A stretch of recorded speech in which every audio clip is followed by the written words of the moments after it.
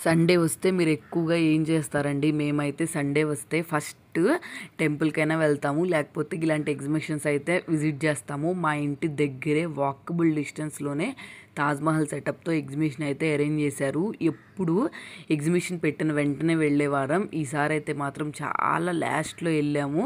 అది కాక స్కూల్‌లు కూడా ఓపెన్ చేస్తున్నారు. ఇంక టైం తర్వాత కుదరదు అని చెప్పి ఇప్పుడైతే ఇంక మస్ట్ అండ్ షుడ్‌గా రావాలని చెప్పి సండే రోజు అయితే విజిట్ చేసాము. ఎగ్జిబిషన్ అంటే మనకు ఆటోమేటిక్గా తెలిసిందే కదా, టాప్స్ కలెక్షను అలాగే జ్యువెలరీ సెట్స్. ఇక్కడ మెయిన్గా 10 రూపీస్ బజార్ కూడా చాలా రీజనబుల్గా బాగుంటాయి. అవన్నీ తిరిగి కొన్ని కొనుక్కున్నాము.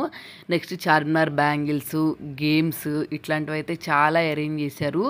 కొంచెం లోపలికి వెళ్తేనేమో రైడ్స్ ఇవన్నీ ఉన్నాయి. కానీ కాస్ట్ అయితే ఎందుకో తెలీదు టూ మచ్గా అయితే పెట్టేశారు. ఫుడ్ కూడా సరే తింటున్నారని చెప్పి 100, 120 అట్లా అయితే పెట్టారు. పిల్లలతో వెళ్తున్నామంటే ఇవన్నీ ముందే అన్నీ అరేంజ్ చేసుకుని వెళ్ళాలి కదా, వెళ్ళాము.